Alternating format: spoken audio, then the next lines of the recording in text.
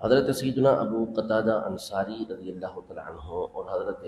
سیدنا ابو ہریرہ رضی اللہ تعالیٰ عنہ روایت کرتے ہیں کہ رسول کریم صلی اللہ تعالیٰ علیہ وآلہ وسلم نے ارشاد فرمایا، کل امتی معافن الا المجاہرین، یعنی میری امت کے تمام لوگوں کے لیے معافی ہے، تمام کے لیے معافی ہے سوائے مجاہرین کے۔ مجاہرین، ہا اس کے بعد را۔ تو پوچھا گیا کہ مجاہرین کون ہیں، یہ کون ہے؟ تو نبی پاک صلی اللہ تعالیٰ علیہ وسلم نے ارشاد فرمایا، یہ وہ شخص ہے کہ جس سے رات میں کوئی گناہ ہوا، اللہ پاک نے اس کے گناہ کو چھپایا، صبح ہوئی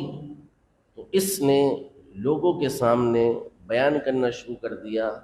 کہ میں نے رات فلاں فلاں برائی، فلاں فلاں گناہ کیا ہے۔ تو اس کو کہتے ہیں کہ جو اپنے گناہ کا اظہار کرنے والا ہے، ظاہر کرنے والا ہے۔ فرمایا اس کے لیے معافی نہیں ہے، یعنی اللہ پاک ایسا سے سخت ناراض ہوتا ہے کہ ایک تو گناہ کرنا، پھر گناہ کرنے کے بعد دوسروں کے سامنے اس گناہ کو ظاہر کرنا۔ اللہ جل شانہ کی جو صفت ہے، اللہ پاک کا نام ایک ستار ہے، اور ستار کا مطلب ہوتا ہے کہ جو لوگوں کے عیبوں کو چھپانے والا ہو۔ تو اللہ پاک بندوں کی خطاؤں سے درگزر فرماتے ہوئے ان کے عیبوں کو چھپاتا ہے۔ اب بندہ خود ہی اس عیب کو دوسروں کے سامنے ظاہر کرتا ہے تو یہ اللہ پاک کی اس صفت کے خلاف کام کرنے والا ہوتا ہے، اور یہ اللہ پاک کو ناپسند ہے۔ تو یہ یاد رکھیں ہمیشہ کہ گناہ اگر ہو جائے تو اللہ جل شانہ کی بارگاہ کے اندر توبہ کرنا یہ بندے پر واجب ہے۔ جیسے ہی کوئی گناہ ہوا بندے سے تو بندے کو اس پر نادم ہونا، شرمندہ ہونا، اور اللہ کی بارگاہ میں توبہ کرنا کہ میں اس سے معافی مانگتا ہوں اور آئندہ یہ کام نہیں کروں گا، یہ اللہ کی بارگاہ میں کرنا یہ بندے پر لازم ہے۔ لیکن اپنے گناہوں کو لوگوں کے سامنے ظاہر کر دینا یہ سخت حرام کام ہے۔ اب اس کی نازکی کا اندازہ اس سے لگائیں کہ مثلا کسی شخص سے نماز قضا ہو گئی ہیں، تو اب قضا نمازیں جو ہوتی ہیں، یہ مسئلہ بھی سمجھ لیں کہ 3 اوقات کے علاوہ، 3 وقتوں کے علاوہ، 3 ٹائم کے علاوہ ہر وقت میں قضا نمازیں پڑھی جا سکتی۔ ایک تو جب سورج طلوع ہو جائے اس وقت سے لے کر 20 منٹ تک قضا نماز نہیں پڑھی جا سکتی، کوئی بھی نماز نہیں پڑھی جا سکتی، اس میں قضا بھی نہیں پڑھ سکتے۔ دوسرا ضحوہ کبریٰ، جس کو ہم زوال کا وقت عام طور پہ کہتے ہیں، اس وقت میں کوئی قضا کی نماز آپ نہیں پڑھ سکتے۔ تیسرا جو عصر سے مغرب سے 20 منٹ پہلے کا وقت ہے، سورج غروب ہونے سے 20 منٹ پہلے کا وقت، اس میں آپ کوئی قضا نماز ادا نہیں کر سکتے، اور کوئی نفل وغیرہ بھی ان وقتوں میں نہیں پڑھا جا سکتا۔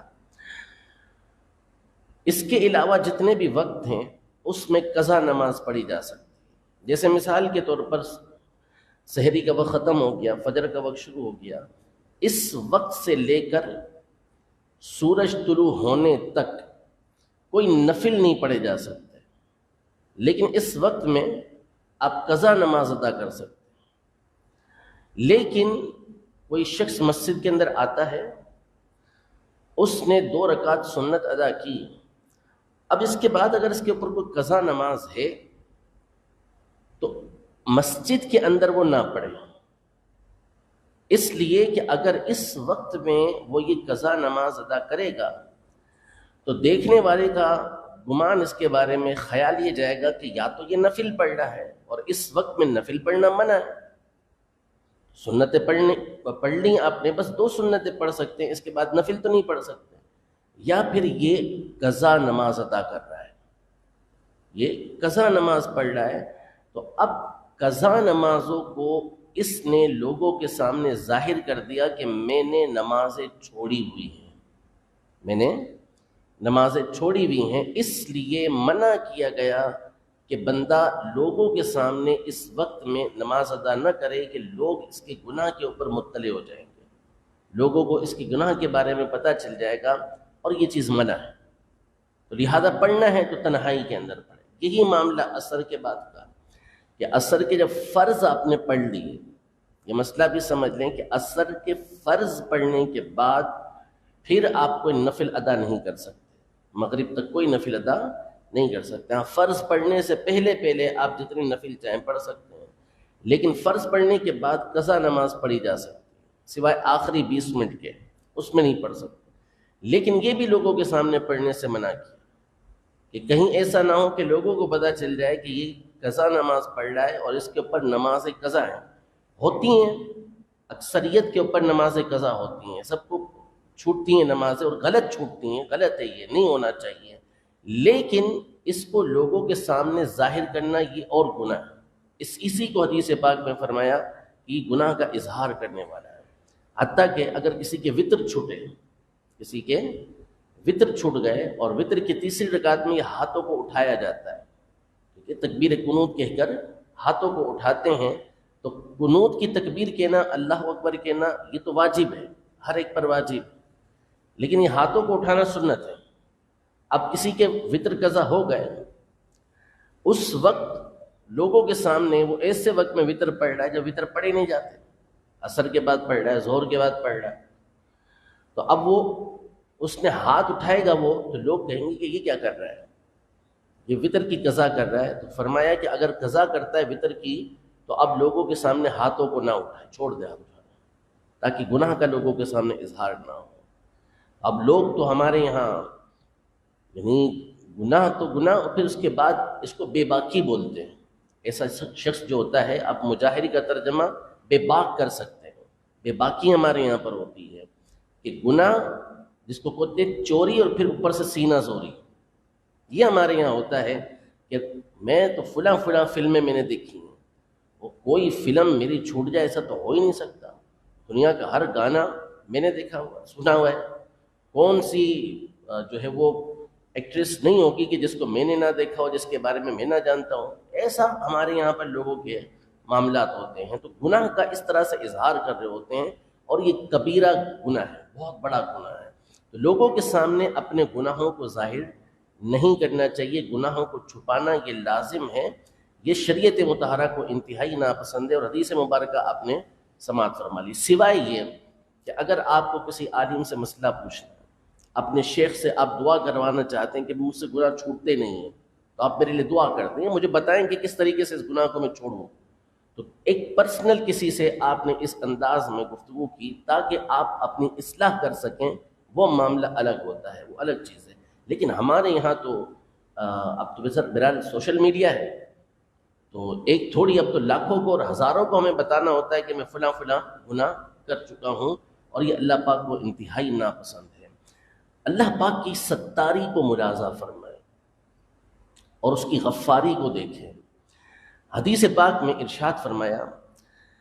کہ اللہ جل شانہ جس شخص کے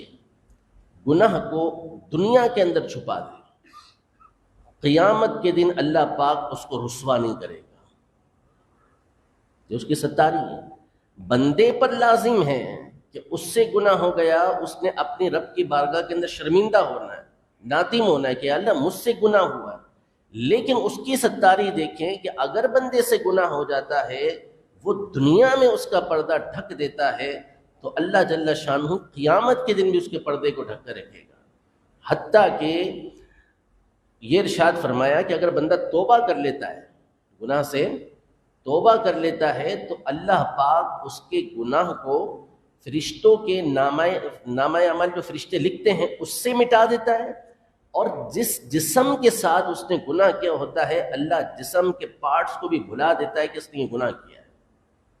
جسم بھی یاد نہیں رکھتے کہ ہمارے پارٹس آف باڈی بھی یاد نہیں رکھتے کہ یہ گناہ ہم نے کیا ہوا ہے۔ اللہ پاک کی ستاری ایسی ہے۔ ایک حدیث پاک میں یہ ارشاد فرمایا